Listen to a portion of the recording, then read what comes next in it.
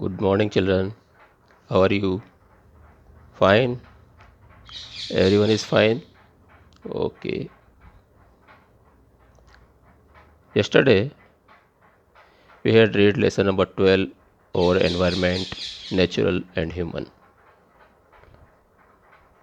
कल हमने पढ़ा व्हाट इज़ एनवायरनमेंट, एनवायरनमेंट क्या चीज़ है, जो कि सराउंडिंग्स हमारे आसपास चारों तरफ जो भी चीज़ है वो सब एनवायरनमेंट में गिनी जाती है। इसके बारे में हमने रीड किया था। इसके बाद में बताया कि दो तरह के एनवायरनमेंट हमारे यहाँ डिवाइड किए हुए हैं, एक नेचुरल एनवायरनमेंट और दूसरा ह्यूमन एनवायरनमेंट। नेचुरल एनवायरनमेंट, जो एनवायरनमेंट हमें नेचर से मिलता है, नेचर जानते हो, प्रकृति, जो किसी ने बनाई नहीं हो, ईश्वर के द्वारा उसकी रचना की गई हो, उसको बनाया गया हो। जैसे पत्थर है, पहाड़ है, झरने हैं, झील है, नदियाँ हैं, हरी भरी आसपास वाली जगह है, वो सब क्या है, नेचुरल कहलाएगी। जो किसी व्यक्ति के द्वारा बनाई हुई नहीं है, प्रकृति के द्वारा हमें देन है, प्रकृति के द्वारा दी हुई है, वो आपकी नेचुरल एनवायरनमेंट में जानी जाती है। दूसरा है ह्यूमन एनवायरनमेंट, जो मनुष्य ने बनाया, जिस चीज़ को भी बनाया वो सब ह्यूमन एनवायरनमेंट के लिए जानी जाती है। अब ह्यूमन एनवायरनमेंट जो रिलेटेड है उसमें मनुष्य की फैमिली से स्टार्ट होता है, उसके बाद कम्युनिटी, उसके बाद रिलीजियस एक्टिविटीज़, उसके बाद एजुकेशनल प्रयास जो भी हमारे शिक्षा से अलग अलग तरह के सेक्टर में होते हैं, उसके बाद फैक्ट्रियों के बारे में, विलेजेस हैं, टाउन्स हैं, सिटीज़ हैं, अलग अलग बिल्डिंग्स, रोड्स वगैरह जो बनाए गए, ये सब अलग पॉलिटिकल एक्टिविटीज़ हैं, ये सब इसमें शामिल है ह्यूमन एनवायरनमेंट में। ये एक प्रकार से ह्यूमन एनवायरनमेंट और नेचुरल एनवायरनमेंट जो दोनों से रिलेटेड है, ये हमारा है इकोलॉजिकल बैलेंस, जिसमें कि इंसान सरवाइव करता है, रहता है, आप और हम लोग रहते हैं। ये सब सिचुएशन क्या कहलाती है, इकोलॉजिकल बैलेंस कहलाती है, जिसमें कि प्रकृति और इंसान के द्वारा दोनों ही बैलेंस बना करके एक दूसरे से संबंधित हैं और एक दूसरे के ऊपर डिपेंड भी। ठीक है, अब हम पढ़ेंगे importance of natural environment and its impact. प्राकृतिक जो एनवायरनमेंट है, प्रकृति के द्वारा जो एनवायरनमेंट दिया हुआ है, उसकी क्या इम्पोर्टेंस है और उसमें उसके क्या प्रभाव हैं, इसके बारे में हमने रीड करेंगे ना। तो we study natural environments because all humans are influenced by the physical और natural environment. Not only human beings but also plants and animals are influenced by the environment. जैसा कि हम पढ़ रहे हैं, नेचुरल एनवायरनमेंट जो कि ह्यूमन के द्वारा प्रभावित है, जो फिज़िकल है या नेचुरल एनवायरनमेंट जो बनाया हुआ है, न केवल ह्यूमन बींग्स के द्वारा बल्कि प्लांट्स और एनिमल्स जो प्रभाव डालते हैं हमारे एनवायरनमेंट में, वो सब इम्पोर्टेंस रखते हैं। बहुत ही कम लोग हैं जो कि यहाँ डेजर्ट में रहते हैं या एक प्रकार से माउंटेनियस रीजन्स में रहते हैं। क्यों? क्योंकि वो भी तो एनवायरनमेंट से रिलेटेड है, नेचुरल है, लेकिन वहाँ पे रहना, सर्वाइव करना बहुत ही ज़्यादा कठिन है, पॉसिबल नहीं है, क्योंकि हमारी आवश्यकताओं की पूर्ति वहाँ नहीं हो सकती। हम रेगिस्तान में जाके रह नहीं सकते क्योंकि हमारे लिए पानी की व्यवस्था वहाँ नहीं होगी, हमारे खाने के लिए व्यवस्था नहीं होगी, कुछ सामान चीज़ें वगैरह उगाई नहीं जा सकती, प्रोवाइड नहीं की जा सकती, ले जा करके रखा नहीं जा सकता, हमारे लिए फेवरेबल नहीं है एनवायरनमेंट। क्योंकि या तो रात, जैसे मान लो रात को बहुत ज़्यादा सर्द हो जाती है या दिन बहुत ज़्यादा गर्म हो जाता है, तो ये हमारे लिए नुकसानदायक हो सकता है, हम वहाँ सर्वाइव नहीं कर सकते, बहुत ही कम लोग वहाँ रहते हैं। इसके लिए ज़्यादा अगर ट्रांसपोर्ट की देखें, क्योंकि हमारे यहाँ हम डिपेंड करते हैं ट्रांसपोर्ट के ऊपर, कैसे कोई भी सामान लाना ले जाना होगा तो उसके लिए रोड चाहिए, और वहाँ रेगिस्तान या डेजर्ट वाला इलाका होगा तो वहाँ आपको रोड भी या ट्रांसपोर्ट की व्यवस्था नहीं मिलेगी, आसानी से वहाँ ले जाना पॉसिबल नहीं होगा। तो इस वजह से वहाँ पे यही कारण है कि ये ऐसे इलाके या तो बहुत ही कोल्ड चिल्ड जिसको बोलते हैं, ऐसी जगह लद्दाख वाला एरिया या डेजर्ट वाला जैसे रेगिस्तान जहाँ पे हो, तो वहाँ लोग बहुत ही स्पेशली पॉपुलेटेड मतलब बिखरे हुए या बहुत ही कम लोग, सीमित परिवार वहाँ रहते हैं, क्योंकि उनकी पूर्ति वहीं से पॉसिबल हो सकती है इस वजह से, या बहुत ही दूर दूर तक लोग निवास करते हैं, वो स्पेशली पॉपुलेटेड कहलाते हैं। दूसरी तरफ अगर देखें, जैसे कि on the other hand people would like to live in such places where the land is fertile, climate is pleasant, and means of transport and communication are abundant. इंसान वहीं रहना पसंद करता है जहाँ पर कि सारे प्लेसेस, जैसे एक तो ज़मीन फर्टिलिटी हो। ज़मीन में फर्टिलिटी कब होगी? जब वहाँ आसपास पानी होगा। पानी होगा तो ही ज़मीन, मिट्टी जो होगी वो उपजाऊ बन सकती है, पेड़ पौधे उगाने की क्षमता उसमें हो सकती है। क्लाइमेट इज़ प्लेजेंट, न तो बहुत ज़्यादा गर्म न बहुत ज़्यादा ठंडा, रहने के लिए सूटेबल हो, वहीं पे इंसान रह सकता है। और मीन्स ऑफ ट्रांसपोर्ट बहुत इंपॉर्टेंट चीज़ है, क्योंकि लाने ले जाने के लिए साधनों की आवश्यकता पड़ती है, और ये एक प्रकार से उसमें बहुत ज़्यादा भागीदारी रखी जाती है। इसके साथ साथ कम्युनिकेशन। कम्युनिकेशन का मतलब एक जगह से दूसरी जगह अपनी बात को पहुंचाना। आजकल तो मोबाइल फैसिलिटीज़ वगैरह काफ़ी बढ़ चुकी है, तो ये सारी देखी जाती है कि कम्युनिकेशन फैसिलिटीज़ वगैरह ये भी अबंडेंट हैं।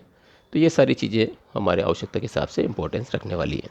ठीक है, तो ये सब हम देखते हैं कि किस प्रकार से स्टडी कर रहे हैं नेचुरल एनवायरनमेंट के बारे में, और ये डायरेक्ट हमारे जो डिपेंड करते हैं हमारी लाइफ से, जैसे कि हमारे जीवन में जो इसके ऊपर निर्भर करता है। ठीक है, उसके why should we protect our environment, हमें हमारा एनवायरनमेंट क्यों प्रोटेक्ट करके रखना चाहिए? Environment necessary to support us, ये हमारे को सपोर्ट करता है। कैसे? It provide us with various necessities of life such as air to breathe, water to drink, food to eat and land to live. Underline कर लो इसे। एनवायरनमेंट से ही हमारे को क्या मिलता है? हवा मिलती है जिससे हम सांस लेते हैं, पानी मिलता है जिसको हम पीते हैं, खाना मिलता है जिसको हम खाते हैं, और ज़मीन मिलती है जिसमें हम रहते हैं। अगर ये चीज़ें हमारे लिए उपलब्ध नहीं होगी तो ये पॉसिबल नहीं होगा कि हम लोग सर्वाइव कर सकें, हम रह सकें, हम जिंदा भी रह पाएँ। क्यों? क्योंकि हम ह्यूमन बीइंग हैं और हमारे लिए ये एनवायरनमेंट का होना आवश्यक है।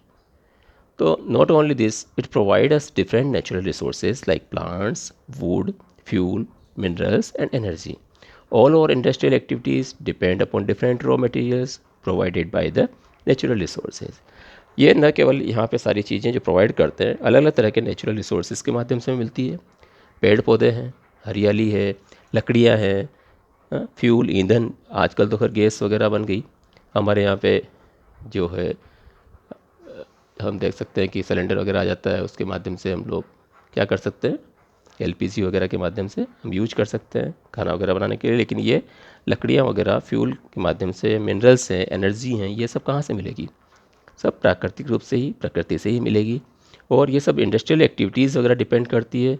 अगर लकड़ियाँ नहीं हो तो हमारे बहुत सारी चीज़ें जो हमें नेचुरल रिसोर्सेज से मिलती है वो पॉसिबल नहीं होगा। यहाँ तक कि हम लोग देख सकते हैं हमारा खान पान, हमारी मेडिसिन, हमारा रहन सहन, आप भी घर पे देखो आसपास वाले इलाकों में कितनी सारी चीज़ें हमारे को लकड़ी से बनी हुई मिलेगी। वुडन के बिना ये पॉसिबल नहीं है। घर में खिड़कियाँ बनी हुई मिलेगी तो आपको मिलेगी किसकी? गेट बनेंगे, किसके बनेंगे? आपके सोफ़ा बनेगा, किसका बनेगा?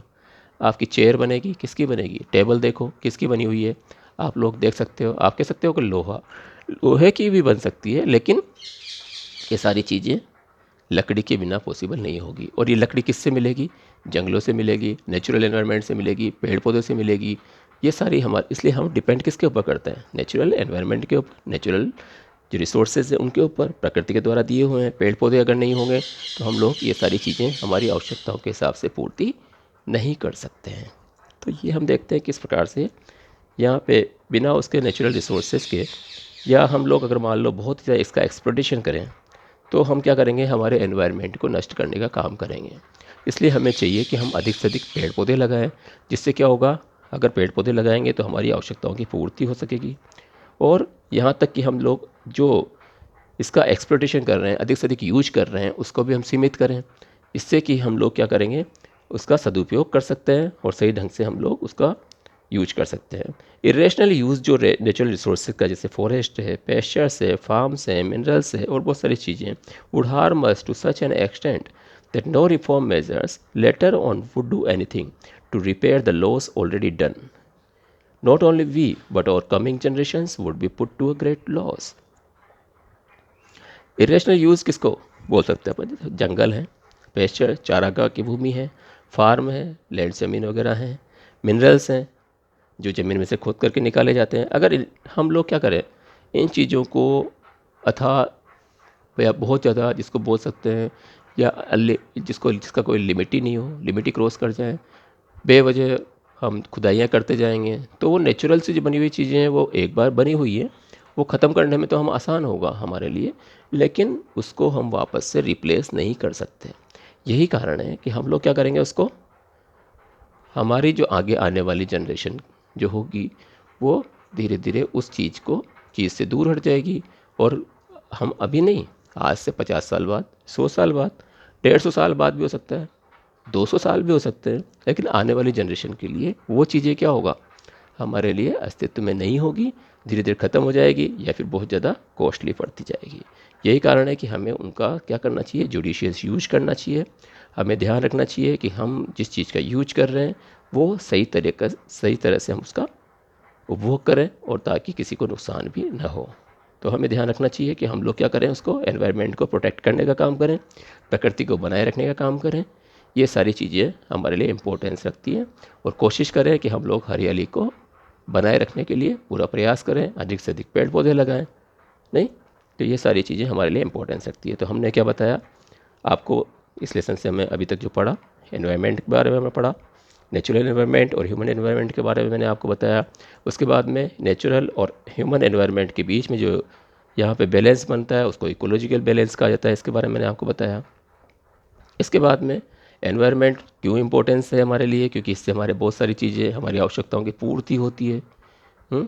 हमारे घर में, हमारे आसपास के हम इलाके देखते हैं सारी चीज़ें, तो हम उसको कहाँ से प्राप्त करेंगे, प्रकृति के माध्यम से, नेचुरल एनवायरनमेंट के माध्यम से ही हमें वो सब चीज़ें मिलेगी। तो हमें सारी चीज़ों का दुरुपयोग नहीं करना चाहिए, बल्कि सदुपयोग करना चाहिए, या ऐसी चीज़ें जो कि हमारे लिए फ़ायदेमंद हो, आगे जाकर के हमारी जनरेशन को भी मिले और हम भी उसका उपयोग कर लें। तो हमें क्या करना चाहिए, उस चीज़ का सही ढंग से उपयोग किया जाना चाहिए।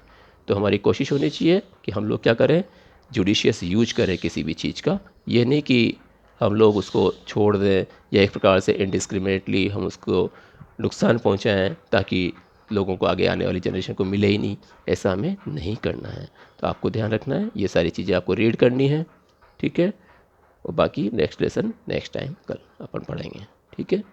Okay, read the lesson and find out question answers or something which you find there. Okay, read the lesson